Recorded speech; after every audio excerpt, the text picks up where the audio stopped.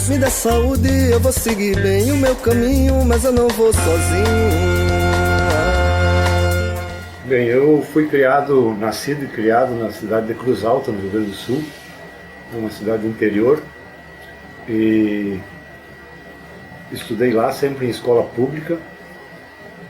E ao longo da minha adolescência eu tive contato com a agricultura, porque tinha um tio meu que tinha uma granja, e eu fui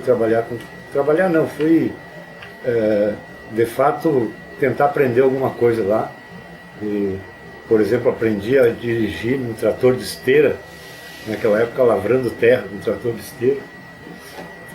E isso aí me orientou um pouco para o lado da agronomia. Meus pais queriam que eu fizesse faculdade de medicina, mas eu me orientei para o lado da agronomia e acabei fazendo o curso de agronomia na Universidade Federal de Santa Maria, no Rio Grande do Sul. E quando terminei o curso, em 75, eu ingressei diretamente, por concurso, na Emater do Rio Grande do Sul. Na época se chamava Ascar do Rio Grande do Sul. E fui trabalhar em escritórios municipais da Ascar, no interior, trabalhando diretamente com agricultores tradicionais, com agricultores assentados da reforma agrária. E a minha trajetória foi toda na extensão rural, ao longo de todo o meu percurso profissional. Trabalhei sempre na Ascar e Emater, lá no Rio Grande do Sul. E fui ocupando diferentes espaços dentro da instituição. De extensionista rural de campo eu passei a supervisor regional, depois passei a subgerente regional, depois assumi a função de assistente técnico regional na área de reforma agrária. E, enfim, nesse meio tempo eu fiz um mestrado na Universidade Federal de Santa Maria, mestrado em extensão rural, e logo em seguida terminei meu mestrado em 91, e daí em 94 eu fui para a Espanha e fiz o doutorado de 95 a 98 na Universidade de Córdoba, na Espanha, mais especificamente no Instituto de Sociologia e Estudos Campesinos, que é um instituto da Universidade de Córdoba, coordenado, na época dirigido pelo professor Eduardo Sevilla Guzmán. E fiz a minha tese nesse período, concluí em 98, voltei para o Brasil e em 99 eu assumi a diretoria técnica da Emater do Rio Grande do Sul, que é um cargo que lá no Rio Grande do Sul é objeto de uma eleição.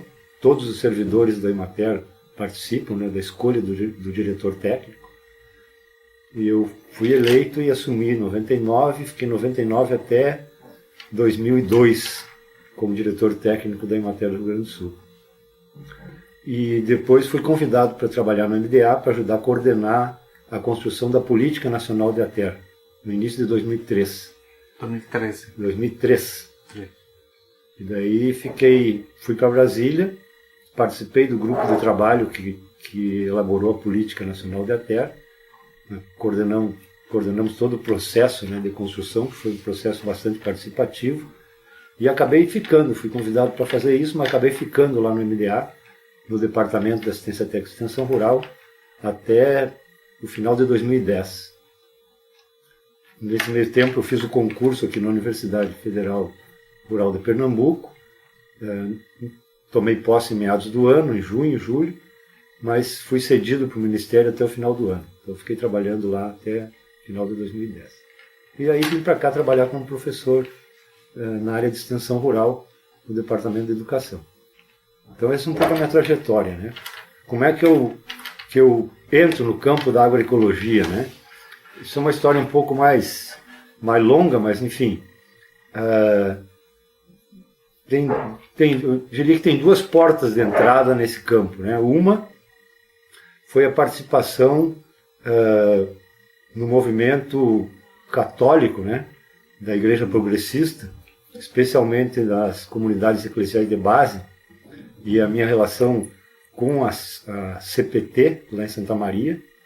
Eu nessa época já morava em Santa Maria, Então, na CPT, a gente tinha um trabalho de articulação, né, na luta pela terra, e naquela época era bastante importante, né? Estou falando já isso de anos 80, né? Meados dos anos 80, final da ditadura militar. E por aí a gente começou a fazer... Começou não, já tinha começado antes, mas enfim, um dos objetos do nosso questionamento lá dentro dessas lutas na igreja, né, era a questão das contaminações por agrotóxicos no campo, né, e a questão da exclusão social no campo. Então, a gente participava bastante dessa luta, né, com o pessoal da pastoral e os agricultores. E a outra porta de entrada, eu fui presidente da Associação de Engenheiros Agrônomos de Cruz Alta por 2 gestões, e quando eu fui para Santa Maria também fui presidente da Sociedade de Agronomia de Santa Maria por 2 gestões, e era uma época em que nós tínhamos um movimento no Brasil, que era o movimento pela agricultura alternativa. E os agrônomos não, a parte dos agrônomos, né, que estavam nesse movimento, organizaram os EBAs, Encontros Brasileiros de Agricultura Alternativa. E esse foi um espaço de luta também, né? Pra gente, na época a gente não lutava pelo fim dos agrotóxicos, mas para regularizar alguma coisa, porque estava uma bagunça, né? Então, lá em Santa Maria, a gente ajudou a criar a primeira lei de agrotóxicos do Brasil, pela Sociedade de Agronomia lá de Santa Maria e a Câmara de Vereadores, e a gente participou desse movimento. Então, por aí eu fui entrando, né, nesse campo, né, um campo de luta, eu diria, socioambiental, que acabou culminando. Quando eu fui para Córdoba, acabei caindo no Instituto de Sociologia e Estudos Campesinos, que tinha justamente uma linha de trabalho na agroecologia. E eu participei, né, a partir dessa linha de trabalho em agroecologia.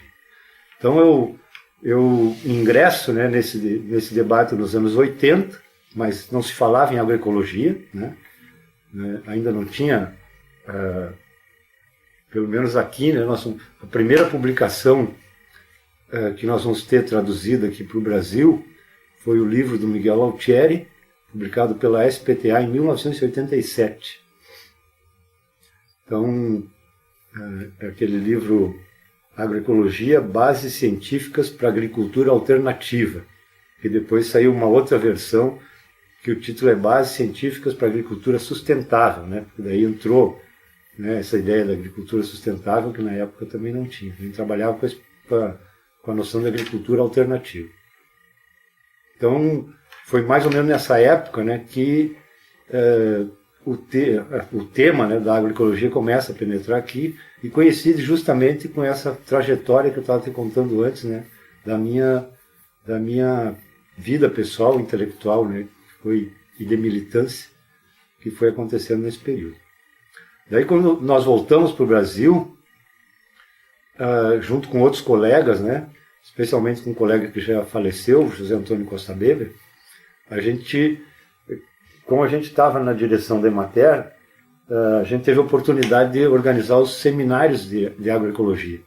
Então nós começamos em 99, nós realizamos o primeiro seminário estadual e internacional de agroecologia, né, patrocinado pela Emater do Rio Grande do Sul. E houve uma participação de mais ou menos 500 pessoas nesse seminário. E eu acho que aí tem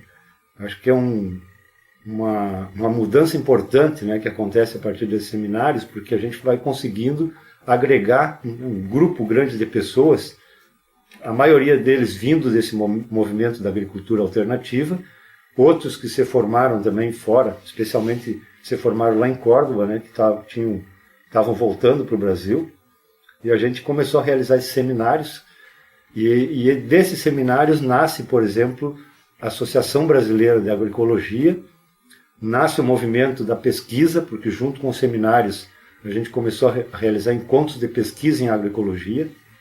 Então os pesquisadores, especialmente da Embrapa, passaram a organizar isso, né, esses encontros junto com os seminários, que vai culminar no encontro geral da Embrapa em Brasília, né, mais tarde, onde nasce o marco de referência da pesquisa em agroecologia, né, que é o documento que a Embrapa lançou e que mais ou menos orienta esse debate dentro da Embrapa. Então, acho que é um pouco por aí, né? Os seminários avançaram muito, né? Depois nós avançamos para a ideia de fazer um congresso de agroecologia, né? Assim que criamos a aba, fizemos o primeiro congresso de agroecologia lá em Porto Alegre, e daí para frente a aba ganhou vida e foi embora, né? E os seminários de Porto Alegre continuam até hoje, né? São tradicionais, se mantiveram até hoje.